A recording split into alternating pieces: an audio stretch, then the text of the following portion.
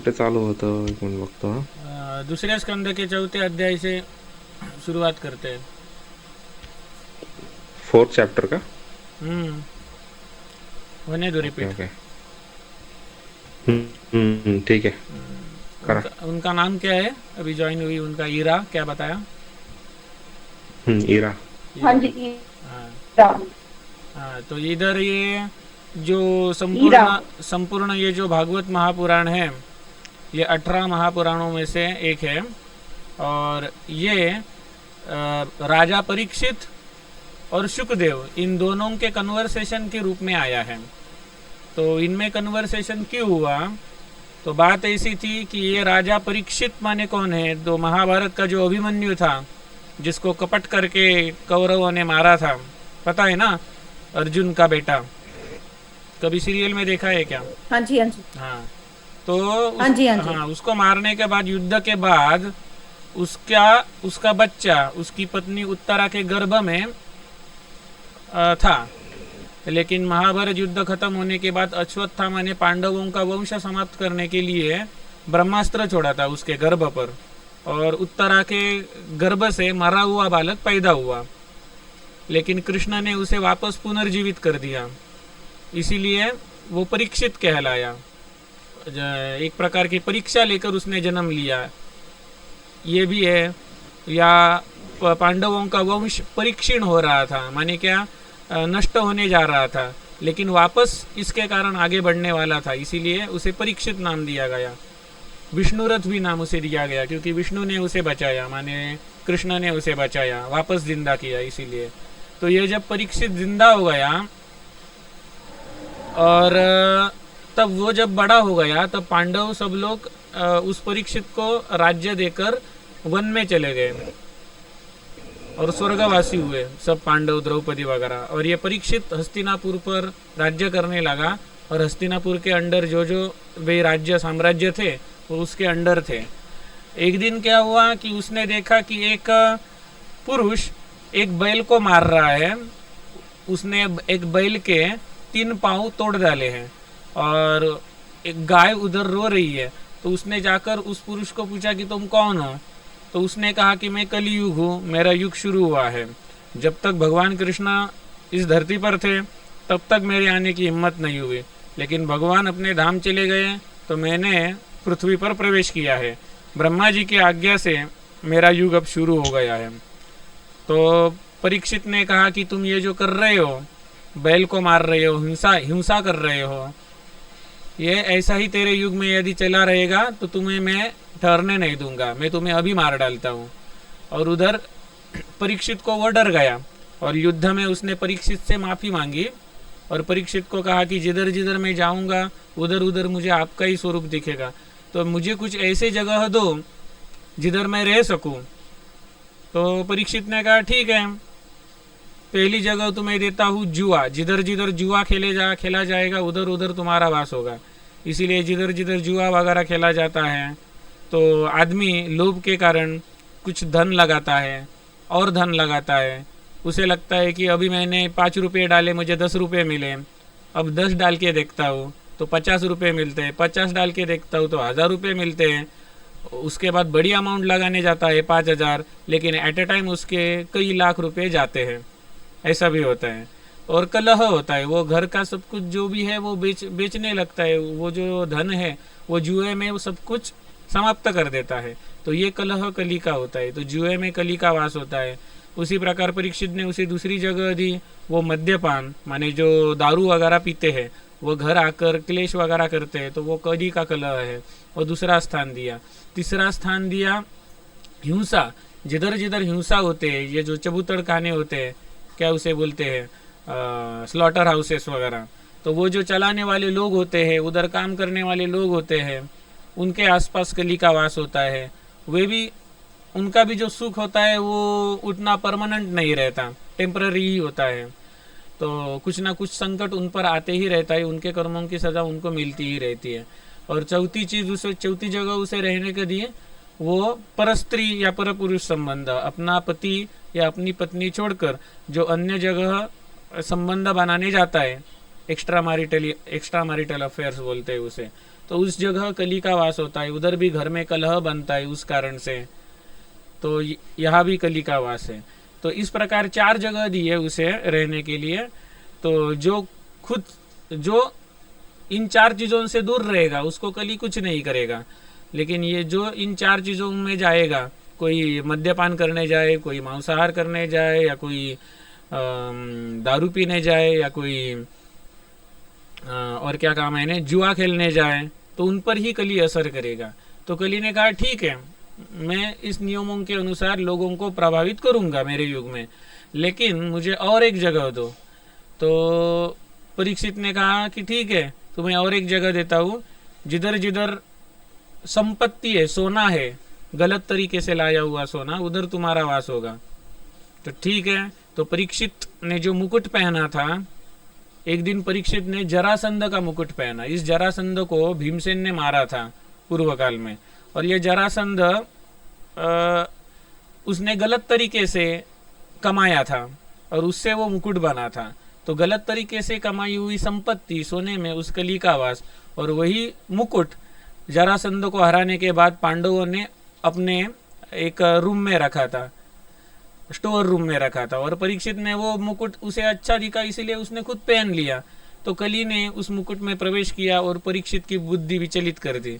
तो जो परीक्षित बैल को बचाना चाहता था, वही परीक्षित अब शिकार करने चला गया। तो जिसे एनिमल्स की दया आती थी, वही अब शिकार करने चला गया एनिमल्स की। और शिकार में वो जब थक गया तो एक शमीक ऋषि थे, उस शमीक ऋषि के आश्रम पर गया और बोलने लगा कि मुझे प्यास लगी है, पानी दो। लेकिन वो शमीक ऋषि मौन व्रत धारण करके तपस्या कर रहे थे। तो इसे लगा कि ये जानबूझकर मुझे रिस्पांस नहीं दे रहा है, इसीलिए परीक्षित ने क्या किया, एक मरा हुआ सर्प, जिसको चीटियाँ वगैरह लगी थी, वो मरा हुआ सर्प उस ऋषि के गले में डाल दिया और वो चला गया। उसके बाद उस शमीक ऋषि का बेटा आ गया उधर, और उसे वो बहुत बुरा लगा, और उसने परीक्षित को श्राप दिया कि जिसने मेरे पिताजी के गले में मृत सर्प डाला है, उसको 7 दिन में तक्षक नामक सांप डसेगा। तो तक्षक नामक जो सर्प है, उसके विष की दवा और किसी के पास नहीं थी उस जमाने में। यदि होगी तो किसी बहुत बड़े तपस्वी के पास ही ऐसा, लेकिन जनरली किसी के पास नहीं थी उस समय। तो ऐसा श्राप दिया। तो ये जब परीक्षित को पता चला कि 7 दिन बाद मुझे मृत्यु आने वाली है, तब वो चिंता में लग गया कि 7 दिन में मेरा उद्धार कैसा हो, तो क्या करे। तब उधर से वेदव्यास जी के पुत्र शुकदेव जी आ रहे थे, और परीक्षित ने उन्हें कहा कि मेरे जिंदगी में सिर्फ 7 दिन बचे हैं, तो इन 7 दिन में जो कुछ बेस्ट हो वो मुझे बताइए, जिससे मेरा ये जो इहलोक है उसका भी उद्धार हो और मेरे परलोक में भी उद्धार हो। माने ये शरीर छोड़ने के बाद जिधर भी मुझे जाना पड़े, वो मेरा आफ्टर लाइफ जर्नी है वो अच्छा बने, ऐसा कुछ मुझे सुनाओ। तो सुखदेव जी ने कहा ठीक है। तो इसके लिए जो व्यास जी के, मेरे पिताजी व्यास जी, उनके जो 18 पुराण है उन्होंने संकलित किए हुए, उनमें से भागवत पुराण ये मैं तुम्हें सुनाता हूँ। तो ये मैंने आपको बैकग्राउंड बताया या पार्श्वभूमि बताई। और अब ये परीक्षित और शुकदेव, इनके बीच जो संवाद आया है वही ये संपूर्ण भागवत पुराण है। और जो भी लोग उधर सुन रहे थे, परीक्षित और शुकदेव के बीच जो संवाद हुआ, वो जो भी सुन रहे थे उसमें कौन थे, उसमें सूत नामक महर्षि थे। और जब सूत नामक ये महर्षि नैमिषारण्य में चले गए थे, नैमिषारण्य के लोगों ने पूछा कि आप क्या सुनकर आए हैं, हमें भी बताओ। तो सूत जी उन्हें बताते हैं कि परीक्षित और शुकदेव में क्या डिस्कशन हुआ, जो आपका भी कल्याण करने वाला है। तो इस प्रकार ये मैंने सब कुछ आपको बैकग्राउंड बताया।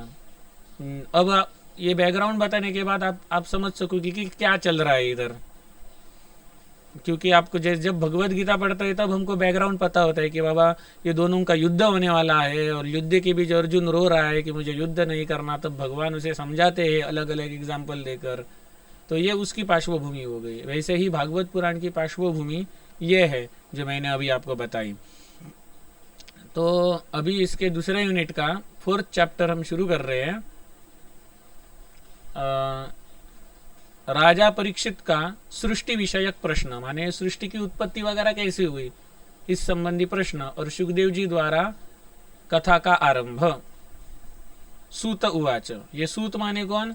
जिन्होंने इन दोनों का संवाद सुना था, परीक्षित और सुखदेव जी का, उनमें से एक, जिन्होंने जो संवाद सुना उनमें से एक, वो नैमिषारण्य में अन्य ऋषियों को वो बता रहे हैं कि मैंने ऐसी ऐसी विलक्षण कथा सुनी, वो मैं आपको बताता हूँ। तो इधर कैसा है, इधर जो संस्कृत श्लोक है वो ओरिजिनल है ग्रंथ का, और उसके बाद अनुवाद है वो उसका हिंदी ट्रांसलेशन है, और उसके नीचे जो भाव प्रकाशिका है वो उस पर लिखे हुए नोट्स है ज़्यादा जानकारी के लिए। श्रीधर स्वामी जी थे 16वीं सदी में, 16वीं 17वीं सदी के आसपास, तो उन्होंने इस पर कमेंट्री लिखी थी। कमेंट्री माने क्या? हर एक श्लोक के ऊपर एक्सप्लेनेशन लिखना, सामान्य मनुष्य समझ सके, इसलिए उसी उन्होंने संस्कृत में लिखा था, लेकिन उसका हिंदी ट्रांसलेशन इधर है। तो इधर मेन श्लोक होता है ये, और श्लोक का ये हिंदी अनुवाद होता है, माने वर्ड बाय वर्ड ट्रांसलेशन, और नीचे जो भाव प्रकाशिका है वो इसका एक्सप्लेनेशन होता है। इस प्रकार हर एक श्लोक का ट्रांसलेशन और उसका एक्सप्लेनेशन ऐसे हम पढ़ते जाएंगे। समझ आया? हाँ जी, हाँ जी। हाँ, ठीक है। तो सूत उवाच, श्री सुखदेव जी के भगवत तत्व निश्चयात्मक इस वाणी को अपने मन में धारण करके उत्तरा के पुत्र राजा परीक्षित ने भगवान श्री कृष्ण में अपनी शुद्ध बुद्धि को लगा दी। भाव प्रकाशिका। इस चौथे अध्याय में राजा परीक्षित के द्वारा सृष्टि तथा श्रीहरि के चेष्टाओं के विषय में पूछे गए प्रश्न का उत्तर सुखदेव जी ने ब्रह्मा जी तथा उनके पुत्र नारद जी के संवाद के माध्यम से दिया है। राजा के प्रश्न का वर्णन करने के लिए उसके पहले की स्थिति का वर्णन वैयासखे इत्यादि 4 श्लोकों के द्वारा किया गया है। श्री सुखदेव जी के इस प्रकार से आत्म तत्व की निश्चयिका वाणी का विचार करके राजा ने भगवान श्री कृष्ण की ही सेवा करनी चाहिए, दूसरे किसी की नहीं, इस प्रकार की अपनी शुद्ध बुद्धि को भगवान श्री कृष्ण में लगा दिया। राजा ने शरीर, पत्नी, पुत्र, गृह, पशु, संपत्ति तथा बांधवों में एवं निष्कंटक राज्य में जो नित्य के अभ्यास के कारण ममता सुदृढ़ हो गई थी, उसका त्याग किया, क्योंकि 7 दिन में उसे मृत्यु आने वाली है, ये उसे पता चला। तो ये पता चलने के बाद उसका खुद के शरीर में भी इंटरेस्ट नहीं रहा, पत्नी में भी इंटरेस्ट नहीं रहा, पुत्रों में भी इंटरेस्ट नहीं रहा, अपने घर में भी नहीं रहा, उसके जो पशु थे, घोड़े वगैरह थे, उनमें भी इंटरेस्ट नहीं रहा, और संपत्ति में भी इंटरेस्ट उसे नहीं रहा, और उसका जो निष्कंटक राज्य था, महाभारत में जो अलग अलग देशों के लोग शामिल हुए थे, तो पांडव जीत गए, तो पांडवों को उन अलग अलग देशों का राज्य मिल गया, उनके अंडर आ गया, और पांडवों के बाद परीक्षित के पास ये निष्कंटक राज्य आ गया। तो ये इतना बड़ा साम्राज्य, उसमें भी उसको इंटरेस्ट नहीं रहा, क्योंकि 7 दिन में मृत्यु आने वाली है। तो उसको चिंता सताने लगी कि भाई क्या करे, अब 7 दिन के बाद मेरा क्या होगा, मैं क्या देखूंगा, आगे जो भी कुछ हो वो अच्छा हो। इसीलिए ये जो शरीर, पत्नी, पुत्र, गृह, पशु, संपत्ति, बांधव एवं निष्कंटक राज्य, इनमें जो उसकी ममता थी, माने शरीर मेरा है, पत्नी मेरी है, पुत्र मेरा है, गृह मेरा है, पशु मेरे है, संपत्ति मेरी है, ये निष्कंटक राज्य मेरा है, जो मेरा जो ममत्व है वो जो पहले सुदृढ़ हो गया था, उसका उसने त्याग कर दिया, क्योंकि 7 दिन के बाद मैं उसे मेरा शरीर नहीं बोल सकता, मेरी पत्नी नहीं बोल सकता, मेरा पुत्र नहीं बोल सकता, मेरा गृह नहीं बोल सकता, क्योंकि ये सब मुझसे इंटरेक्शन करना बंद कर देंगे जब मैं इस शरीर से चला जाऊंगा। शरीर भी या तो भस्म हो जाएगा या कीड़े मकोड़े उसे खा जाएंगे। इसीलिए ये शरीर से जुड़े जितने भी संबंध है, जितने भी रिश्ते हैं, वो सब कुछ रिश्ते शरीर के साथ नष्ट हो जाएंगे। तो इसीलिए ये जो ममता है, अटैचमेंट है इन सभी रिश्तों के प्रति, उसका उसने त्याग कर दिया। भाव प्रकाशिका। आत्मा शब्द से शरीर को कहा गया है और पशु शब्द से हाथी, घोड़े इत्यादि कहे गए हैं। इन सभी वस्तुओं में जो राजा की ममता अत्यंत दृढ़ हो गई थी, उस राजा ने सुखदेव जी की वाणी को सुनकर त्याग कर दिया। ये संस्कृत भी पढ़ते हैं, यदि ठीक से उच्चारण हुआ तो अच्छा। वैयासकेरिति वचस्तत्व निश्चयमात्मनः उपधार्यं मतिं कृष्णं औत्तरीयस्सति व्यधात् आत्मजाया सुतागार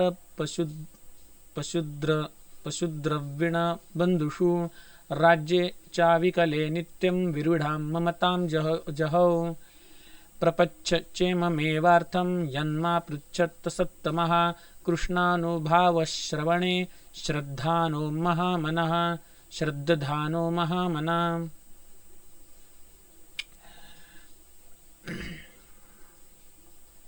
हे श्रेष्ठ महर्षियों, भगवान श्री कृष्ण के प्रभाव श्रवण में श्रद्धा करने वाले महामनस्वी राजा परीक्षित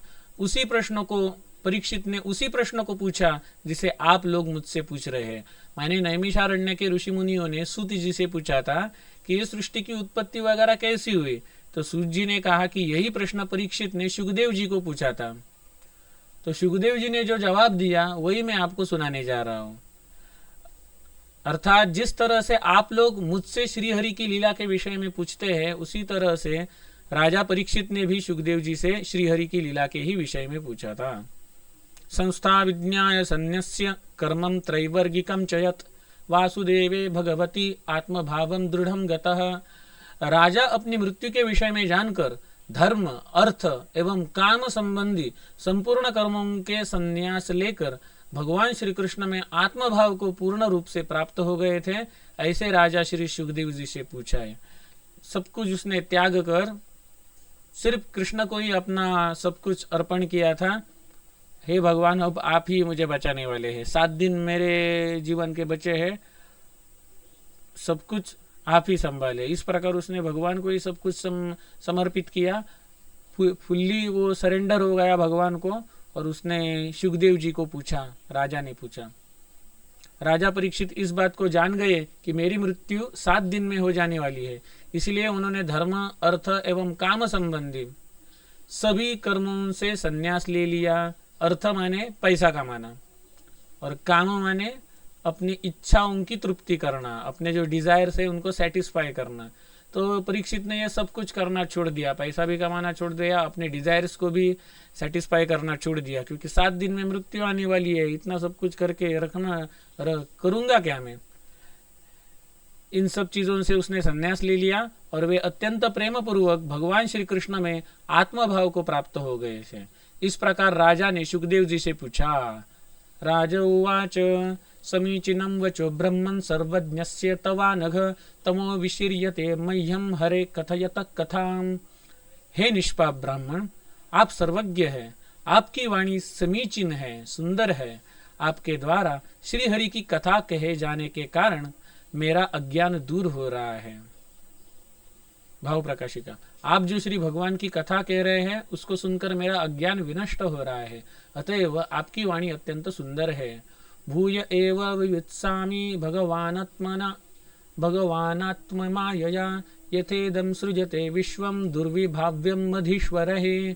श्री भगवान अपनी माया के द्वारा ब्रह्मा आदि देवताओं के द्वारा भी नहीं जानने योग्य इस संपूर्ण जगत की रचना कैसे करते हैं, इस बात को मैं पुनः जानना चाहता हूँ। मैं पुनः यह जानना चाहता हूँ कि भगवान अपनी माया के द्वारा इस अवितर्क्य जगत की सृष्टि कैसे करते हैं। यथा गोपयति विभुर यथा संयच्छते पुनः या शक्ति मुपाश्रित्य पुरुष शक्ति पर पुमान। वे व्यापक परमात्मा किस तरह से जगत की रक्षा करते हैं और अंत में वे किस प्रकार से इसका संहार भी कर देते हैं। अनेक शक्तियों से संपन्न परम पुरुष किस किस शक्ति को अपनाकर स्वयं क्रीड़ा करते हैं और ब्रह्मादि रूप वाले जगत को क्रीड़ा कराते हैं। वे किस तरह से इस जगत को उत्पन्न करते हैं और अंत में इसे विनष्ट कर देते हैं। राजा परीक्षित ने पूछा कि परमात्मा किस प्रकार से संसार की रक्षा करते हैं, किस प्रकार से इस जगत का संहार करते हैं, किन किन शक्तियों को अपनाकर परमात्मा इस जगत को खिलौना बना देते हैं और ब्रह्मा आदि रूप से उसके साथ वे किस तरह से अपने आप को अनुरंजित करते हैं। वे किस तरह से इस जगत का निर्माण करके इसका अनेक रूपों में विस्तार करते हैं। इस प्रकार के प्रश्न परीक्षित ने पूछे। नूनं भगवतो ब्रह्मन् हरेरद्भुत कर्मणः दुर्विभाव्यम विभाभाति कविभिश्चापि चेष्टितम। हे ब्रह्मन, अद्भुत कर्मों को करने वाले भगवान श्री हरि की चेष्टाएं निश्चित रूप से बड़े बड़े विज्ञ पुरुषों के लिए भी दुर्विभाव्य के समान है, अर्थात वे प्रयास करके भी उसे नहीं समझ सकते हैं।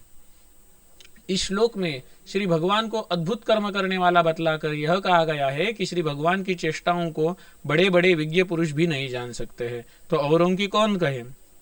ये जो मैंने बताया कि ये जो परीक्षित था वो माँ के गर्भ से बाहर आ गया तब मरा हुआ पैदा हुआ, क्योंकि ब्रह्मास्त्र उस पर छोड़ा गया था। उसकी माँ जब प्रेग्नेंट थी उस समय ही, डिलीवरी के पहले ही। तो ये जब बालक परीक्षित का जन्म हुआ तभी वो मरा हुआ था, लेकिन श्री कृष्ण ने उसको स्पर्श किया और भगवान कृष्ण ने कहा, यह बात महाभारत ग्रंथ में आती है, भगवान ने कहा कि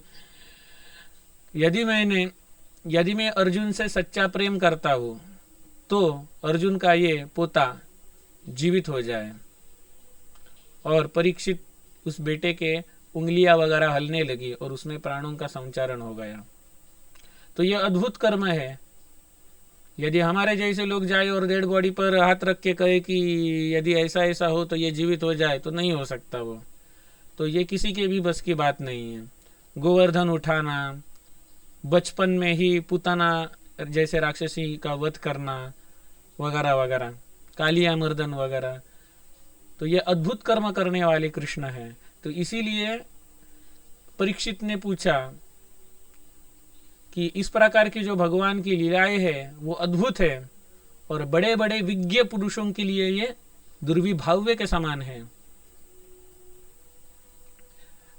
यथा गुणास्तु प्रकृतेर युगपत्क्रमशोऽपि वा विभर्ति भूरि शक्स्त्वेकः कुर्वन् कर्माणि जन्मभिः।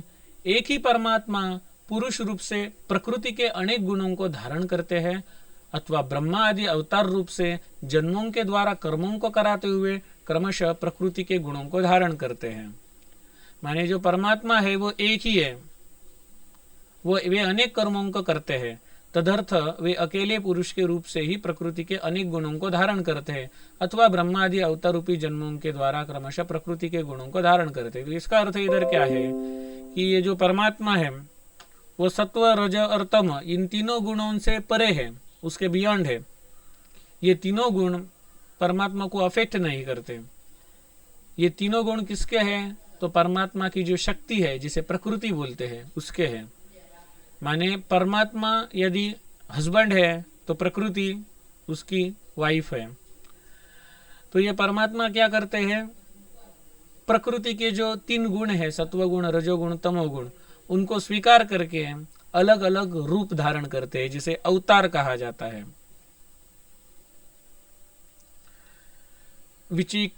विचिकित्सतमे तन्मे ब्रवीतु भगवान यथा शाब्दे ब्रह्मणे निष्णातः परिस्मिंच भवान खलु। राजा ने कहा, आप वेद तथा परब्रह्म दोनों के पूर्ण से ज्ञाता है, अतएव आप मेरे इन संदेहों को यथोचित रूप से दूर करें।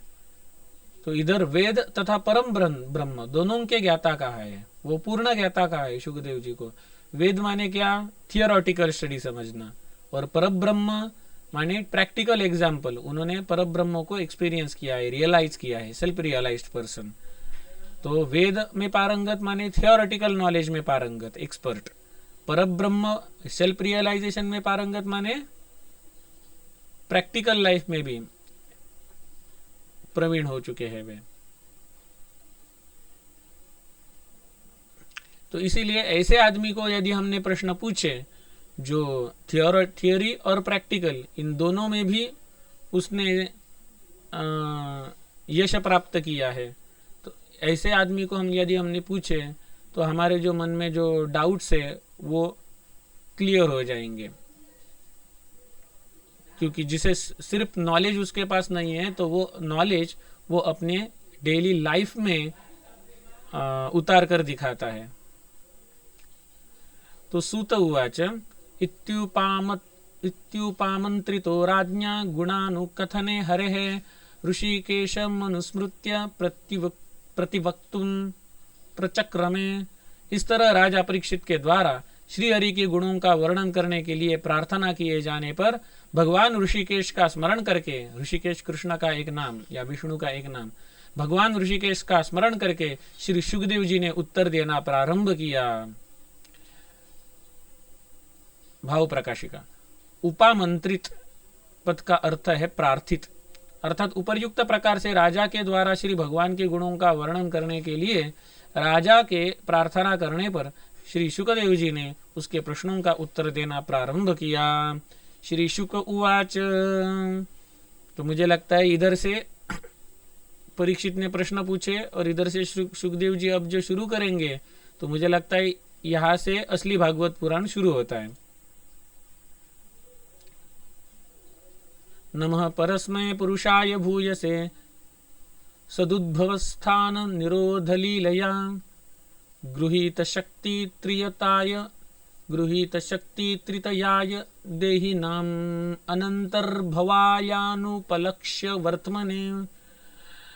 संसार की सृष्टि, सुखदेव जी ने कहा, संसार की सृष्टि माने क्रिएशन, स्थिति माने मेंटेनेंस और संहार माने डिस्ट्रक्शन। संसार की सृष्टि, स्थिति और संहार लूप की लीला करने के लिए जो परमात्मा सत्व, रजस एवं तमस इन तीन शक्तियों को धारण करके विष्णु, ब्रह्मा और शंकर का रूप धारण करते हैं, अंतर्यामी स्वरूप होने के कारण जिनकी प्राप्ति के मार्ग को जाना नहीं जा सकता, ऐसे निस्सीम महिमा संपन्न परम पुरुष को नमस्कार है। तो इसका अर्थ क्या हुआ?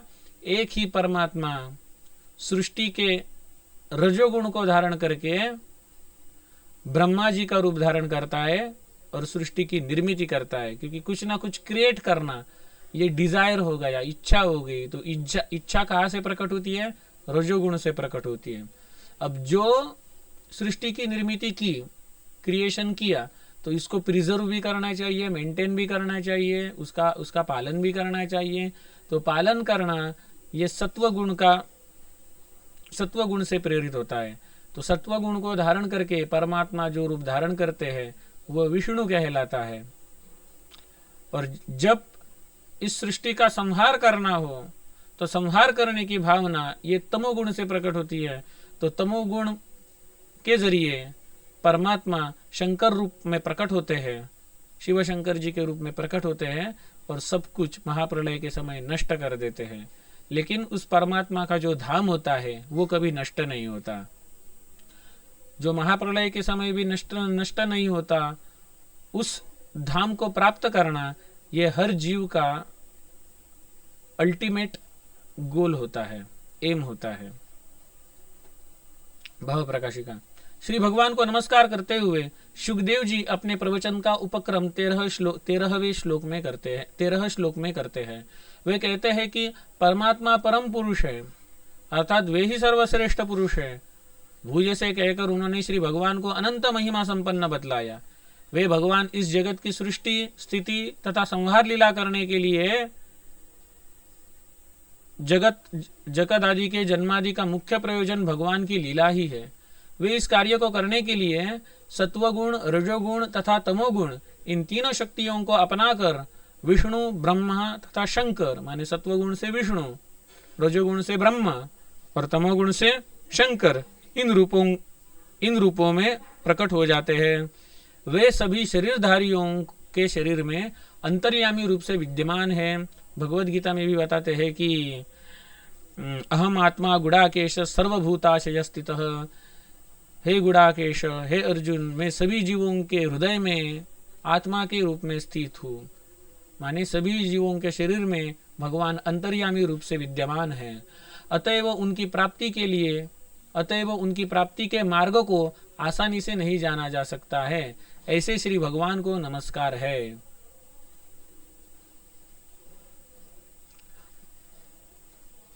ये संस्कृत श्लोक मुझे कठिन लगते हैं, मैंने तो संस्कृत सीखी नहीं है, इसीलिए गलत उच्चारण करने से अच्छा इसे स्किप ही कर दे। इसका सिर्फ अनुवाद माने हिंदी भाषांतर और उसका भाव प्रकाशिका माने एक्सप्लेनेशन पढ़े, ठीक है।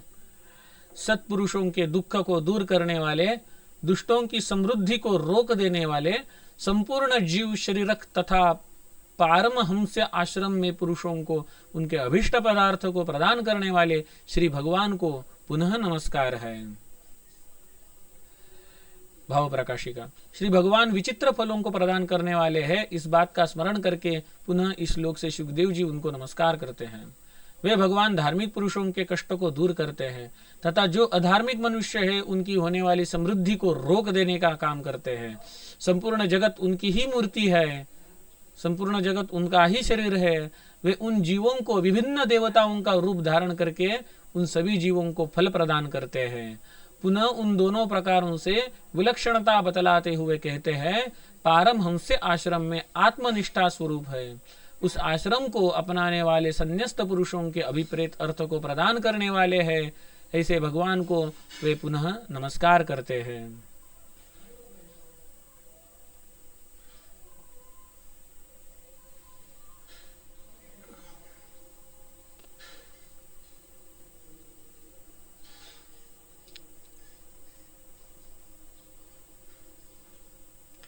भगवत भक्तों का पालन करने वाले श्री भगवान को बारंबार नमस्कार है। भगवत भक्ति विहीन जीवों को जिनकी दिशा भी अत्यंत दूर है, अर्थात उन लोगों के लिए श्री भगवान दुर्ज्ञेय है, माने जाने नहीं जा सकते। श्री भगवान के समान ही कोई ही नहीं है, अतएव उनसे महान होने का तो कोई प्रश्न ही नहीं है। ऐसे ऐश्वर्य से संपन्न अपने धाम में विहार करने वाले श्री भगवान को बारंबार नमस्कार है। भाव प्रकाशिका। भगवान भक्तों का पालन करते हैं तथा जो लोग भक्ति की भावना से विहीन है, ऐसे जीवों के लिए भगवान की दिशा भी बहुत दूर है, अर्थात उन जीवों के लिए भगवान दुर्ज्ञेय है। श्री भगवान का ऐसा ऐश्वर्य है कि उनके समान कोई नहीं है, फिर उनसे अधिक ऐश्वर्यशाली कोई कैसे हो सकता है। जब कृष्ण का विश्वरूप अर्जुन ने देखा तब भी यही बोलता है, हे भगवान आपके समान और कोई नहीं, तो आपसे श्रेष्ठ भले कौन हो सकता है। इस प्रकार के ऐश्वर्य से संपन्न श्री भगवान अपने धाम में सदा रमण किया करते हैं। ऐसे श्री भगवान को नमस्कार है। जिनका कीर्तन, स्मरण, दर्शन, वंदन, श्रवण और पूजन जीवों के पापों को शीघ्र ही विनष्ट कर देता है, उन पुण्य कीर्ति श्री भगवान को बारंबार नमस्कार है। कीर्तन, स्मरण, दर्शन, वंदन, श्रवण और पूजन, इन सभी साधनों की अपेक्षा भक्ति की श्रेष्ठता का स्मरण करते हुए श्री शुकदेव जी पुनः नमस्कार यत कीर्तनम इत्यादि 2 श्लोकों से करते हैं। अर्हण पूजन को कहते हैं। श्री भगवान की लीलाएं मंगलमय है, अतएव वे सुभद्र श्रवा है। विवेकी पुरुष जिनके चरणों की शरणागति करके लोक और परलोक दोनों में होने वाली आसक्ति का परित्याग करके बिना किसी परिश्रम के ही ब्रह्म पद को प्राप्त कर लेते हैं, उन मंगलमय यश वाले श्री भगवान को बारंबार नमस्कार है। माने जिसकी सिर्फ शरण लेने से लोक और परलोक इन दोनों में जो अटैचमेंट होती है कि मैं ये जो लोक है जिधर मैं अब रह रहा हूँ, उस लोक में भी मेरा भला होना चाहिए और परलोक में भी मेरा भला होना चाहिए, इधर भी मुझे प्रॉफिट होना चाहिए, उधर भी मुझे प्रॉफिट होना चाहिए। तो ये जो आसक्ति है, अटैचमेंट है इस लोक की और परलोक की, माने इहलोक की और परलोक की, उस आसक्ति का परित्याग करके जो भगवान को शरण जाते हैं वो ब्रह्म पद को प्राप्त कर लेते हैं। ब्रह्म पद माने ऐसा लोग जो कभी भी नष्ट नहीं होता, महाप्रलय के समय भी नष्ट नहीं होता, उस पद को प्राप्त कर लेते हैं। उन मंगलमय यश वाले श्री भगवान को बारंबार नमस्कार है। विवेकी पुरुष जिन श्री भगवान के चरणों की शरणागति करके लोक एवं परलोक दोनों में होने वाली आसक्ति को अपनी अंतरात्मा से निकालकर बिना किसी प्रयास के ही ब्रह्म पद को प्राप्त कर लेते हैं, उन मंगलमय यश वाले भगवान को बार बार नमस्कार है। बड़े बड़े तपस्वी, दानी, यशस्वी, मनस्वी, मंत्रवेत्ता तथा सदाचार परायण भी अपने तप, दान आदि को श्री भगवान को समर्पित किए बिना कल्याण नहीं प्राप्त करते। उन श्री भगवान को बार बार नमस्कार है। भगवान भगवत गीता में भी यही कहते हैं कि अर्जुन, तुम जो भी कुछ करते हो वो सब कुछ मुझे अर्पण करो। यह भी वही बताया गया है। यत् करोषि ते श्लोके थे। हाँ, यत् करोषि। यत् करोषि यदस्नासि यज्जुहोषि ददासि यत् तपस्यसि कौन्तेय तत् कुरुष्व मदर्पणम्। बरोबर। 20 पर्यंत वाचूया. ठीक आहे. 17वा झाला ना, अजून 2 राहिले. 18, 19, 20 3 राहिले. बड़े बड़े तपस्वी, दानी, यशस्वी, मनस्वी, मंत्रवेत्ता तथा सदाचार परायण भी अपने तप, दान आदि को श्री भगवान को समर्पित किए बिना कल्याण नहीं प्राप्त करते। उन श्री भगवान को बार बार नमस्कार है। तो इधर भगवान को अर्पण करना माने क्या? जो भी हमने तप किया उसका क्रेडिट, जो भी हमने चैरिटी की, दान किया उसका क्रेडिट, जो भी हमें सक्सेस मिला उसका क्रेडिट, जो भी कुछ अच्छी चीजें हमें प्राप्त हुई उस सब का क्रेडिट भगवान को समर्पित किया जाए तो ही उसका कल्याण होगा। क्यों? क्योंकि यदि हमने इसका खुद को क्रेडिट दिया तो उसका फल हमें मिलेगा, तो उस फल के कारण हम बंधे जाएंगे और वही उसी का फल भुगतने के लिए हमें वापस जन्म लेना पड़ेगा। लेकिन ये सब कुछ कर्म ही भगवान को समर्पित कर दिए गए तो हमारे पास कुछ पेंडिंग बचता ही नहीं, तो पुनर्जन्म का कोई कारण भी नहीं बनेगा। इस प्रकार जीव का कल्याण होगा। वो ऐसे लोगों को प्राप्त करेगा जिधर सर्वथा सुख है, शांति है, भगवान का वास है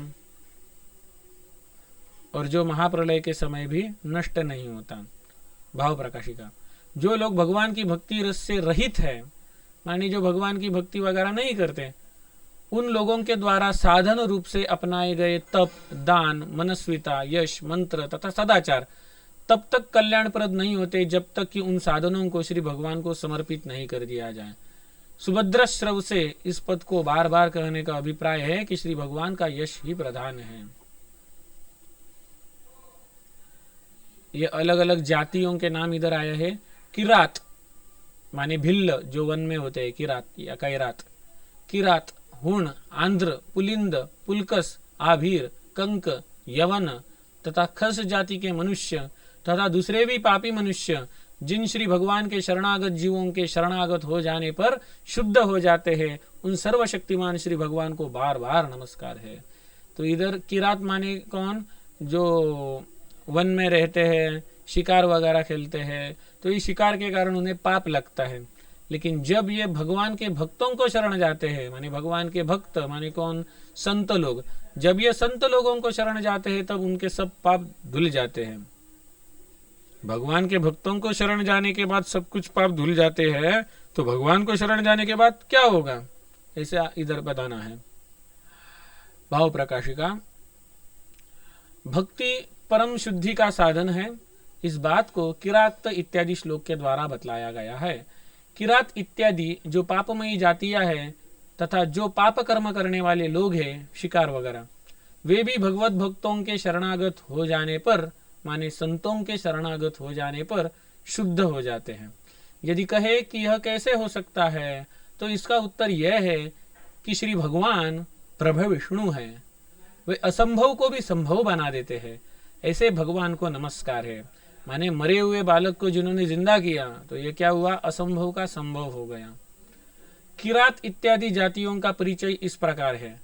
शबर पुरुष से पर्णशबरी जाति की स्त्री के गर्भ से उत्पन्न पुत्र को वैदेहक कहते हैं। वैदेहक पुरुष से पुलकसी जाति की स्त्री के गर्भ से जो उत्पन्न होता है उसकी जाति हुण कहलाती है। वैदेहक के पुत्र को आंध्र कहते हैं। ये अलग अलग जो वर्ण संकर जातियां हैं उनका इधर डिस्क्रिप्शन आया है।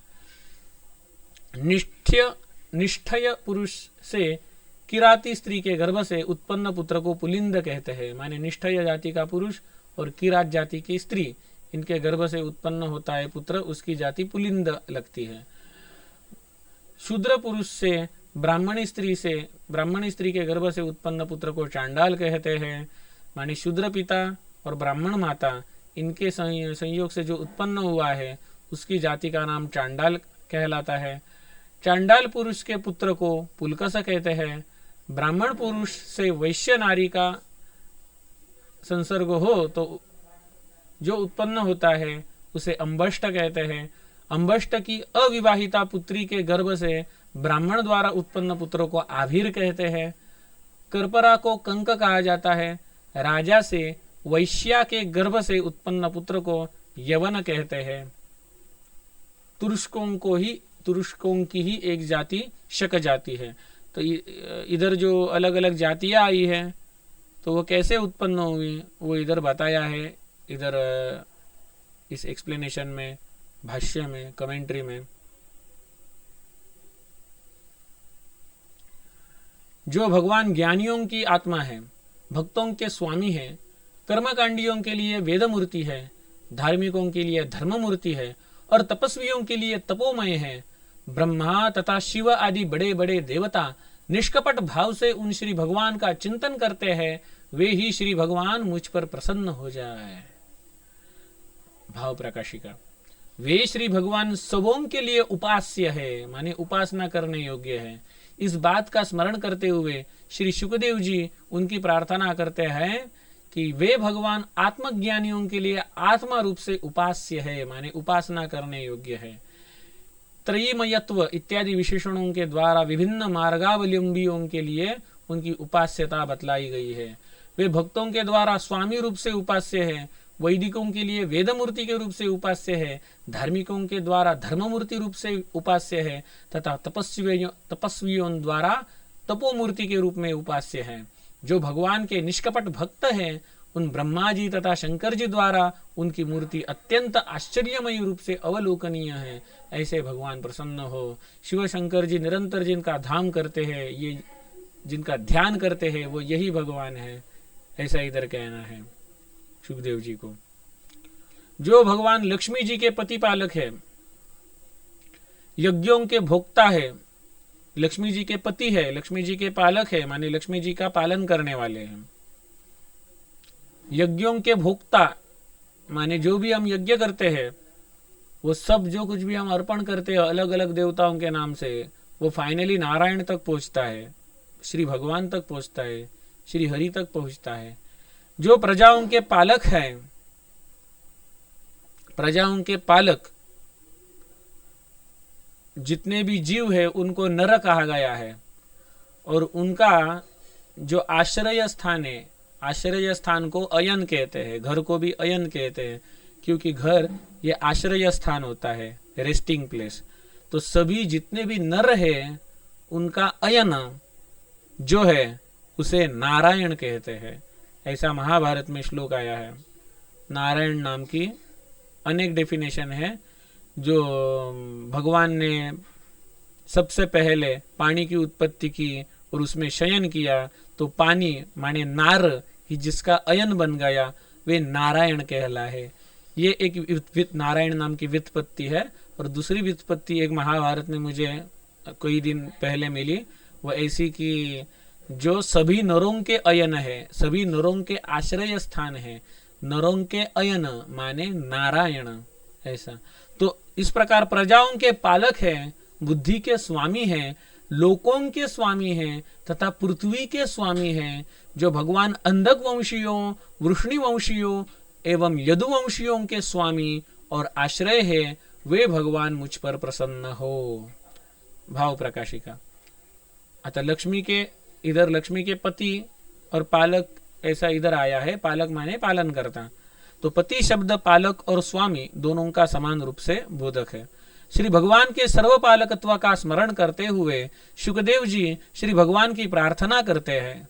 जो भगवान लक्ष्मी जी यज्ञ, प्रजाएं, बुद्धि, संपूर्ण जगत, पृथ्वी तथा साधु पुरुष इन सबों में एकमात्र रक्षक है, वे ही अंधक वंशियों, वृष्णि वंशियों तथा यदुवंशियों के पालक तथा सभी अवस्थाओं में रक्षक है।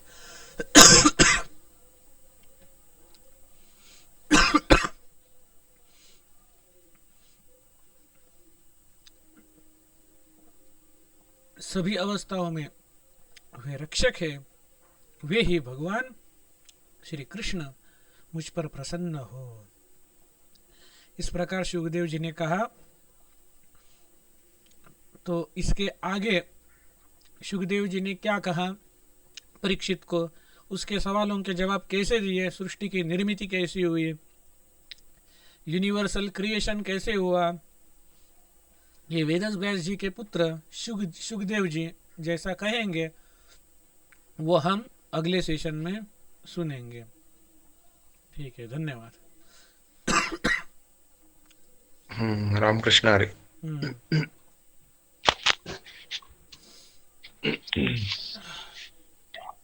काय झालंय गळ्याला? सर्दी झालेली काही दिवसांपूर्वी. अरे